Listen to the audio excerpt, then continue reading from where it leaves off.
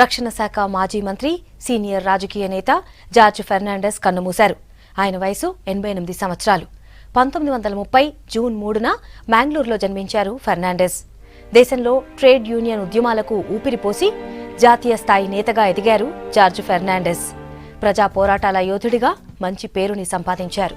1967లో మొదటిసారిగా ముంబై నుంచి పార్లమెంట్ సభ్యునిగా కాంగ్రెస్ అభ్యర్థిపై విజయం సాధించారు ఫెర్నాండెస్. 1970వ దశకంలో జరిగిన సోషలిస్టు ఉద్యమంలో కీలక పాత్ర పోషించారు. 1974లో జరిపిన రైల్వే స్ట్రైక్ ఉద్యమ నేతగా మంచి పేరు తెచ్చింది. 1975లో యువ నేతగా ఇందిర విధించిన ఎమర్జెన్సీకి వ్యతిరేకంగా పోరాడారు ఫెర్నాండెస్. ఎమర్జెన్సీ సమయంలో ఫెర్నాండెస్ ని అరెస్ట్ చేసి సాధారణ కార్యకర్తలతో జైలుకు పంపింది ఇందిర సర్కార్. 1977లో ఆయన జైలు నుంచే ఎన్నికలకు పోటీ చేసి ముజఫర్పూర్ నుంచి భారీ మెజార్టీతో గెలుపొందారు. 1977 నుంచి 80 వరకు మొరార్జీ దేశాయ్ ప్రభుత్వంలో కేంద్ర మంత్రిగా పనిచేశారు. జనతాదళ్ నేతగా మంచి గుర్తింపు తెచ్చుకున్న ఫెర్నాండెస్ 1994లో సమతా పార్టీని స్థాపించారు. వాజ్పేయి హయాంలో 1998 నుంచి 2004 వరకు రక్షణ శాఖ మంత్రిగా పనిచేశారు.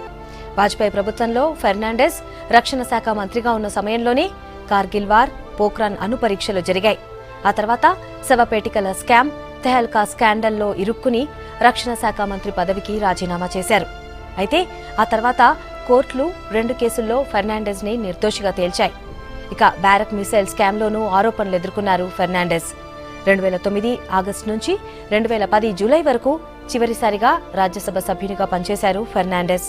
ఇక ఆ తర్వాత అనారోగ్య కారణాలతో రాజకీయాలకు దూరంగా ఉన్నారు. గత కొంతకాలంగా అనారోగ్య సమస్యలు తీవ్రం కావడంతో పాటు స్వైన్ ఫ్లూ సోకటంతో చికిత్స పొందుతూ చనిపోయారు. ఫెర్నాండెస్ అంత్యక్రియలు రేపు జరిగే అవకాశాలున్నాయని చెప్తున్నారు జయా జైట్లీ. మాజీ రక్షణ మంత్రి జార్జ్ ఫెర్నాండెస్ మృతిపై రాష్ట్రపతి కోవింద్ సంతాపం తెలిపారు. డిఫెన్స్ మినిస్టర్గా ఆయన దేశానికి ఎంతో సేవ చేశారన్నారు. చాలా సాధారణమైన జీవితం ఆయన గడిపారని కొనియాడారు కోవింద్. ఎమర్జెన్సీ సమయంలో ఆయన ప్రజాస్వామ్యాన్ని గెలిచిన విజేత అని ట్వీట్ చేశారు. ఫెర్నాండెస్ లాంటి వ్యక్తిని కోల్పోవటం నిజంగా బాధాకరమైన విషయమన్నారు రాష్ట్రపతి. మాజీ కేంద్ర మంత్రి, గొప్ప కార్మిక నాయకుడు జార్జ్ ఫెర్నాండెస్ మృతి పట్ల ప్రధాని నరేంద్ర మోడీ సంతాపం తెలిపారు. దేశానికి ఆయన ఎంతో విలువైన సేవలు అందించారన్నారు మోడీ. పేద కార్మిక ప్రజల హక్కుల కోసం అన్నీ తానై పోరాడిన నాయకుడు ఫెర్నాండెస్ అని ట్వీట్ చేశారు ప్రధాని. రైల్వే మంత్రిగా, గొప్ప రక్షణ మంత్రిగా జార్జ్ ఫెర్నాండెస్ దేశాన్ని ఎంతో బలంగా తీర్చిదిద్దారని కొనియాడారు మోడీ. సుదీర్ఘమైన ఆయన జీవితంలో నాయకుడిగా రాజకీయ విలువలకు కట్టుబడి ఉన్నారని తెలిపారు. ఎమర్జెన్సీకి వ్యతిరేకంగా ఫెర్నాండెస్ చేసిన పోరాటం ఎప్పటికీ మర్చిపోలేమన్నారు మోడీ. ఆయన కుటుంబానికి ప్రధాని ప్రగాఢ సానుభూతిని తెలియజేశారు. ఫెర్నాండెస్ సేవల్ని మర్చిపోలేమన్నారు సీఎం కేసీఆర్. జార్జ్ ఫెర్నాండెస్ మృతిపై సంతాపం వ్యక్తం చేశారు పలువురు రాజకీయ నేతలు. కేంద్ర మంత్రి నితిన్ గడ్కరీ, బీజేపీ నేత సుబ్రహ్మణ్య స్వామి, సిపిఐ జాతీయ నేత రాజాతో పాటు పలువురు నేతలు ఆయన సేవల్ని కొనియాడారు. ఎమర్జెన్సీ టైంలో ఆయన పోరాటాన్ని గుర్తు చేసుకున్నారు. ఓ వ్యక్తిగా ఫెర్నాండెస్ ఇప్పటి తరానికి ఆదర్శమన్నారు నేతలు. देश के लिए, लोकतंत्र के लिए अपने जीवन को समर्पित किया था. समाजवादी आंदोलन से उनका नेतृत्व खड़ा हुआ था, और उसके साथ साथ वो प्रखर राष्ट्रभक्त थे और विशेष रूप से उन्होंने उनको न्याय देने के लिए बहुत बड़ा संघर्ष किया है. एनडीए में उन्होंने यशस्वी नेतृत्व भी किया और अटल बिहारी वाजपेयी जी के साथ यशस्वी रूप से कार्य भी किया. उनके जाने से हमारे एक बहुत बड़े नेता को हम गवा चुके हैं. जहां तक मैं उनको अपना आइकॉन मानता था, और निश्चित रूप से उनके जाने का मुझे बहुत दुख हो रहा है.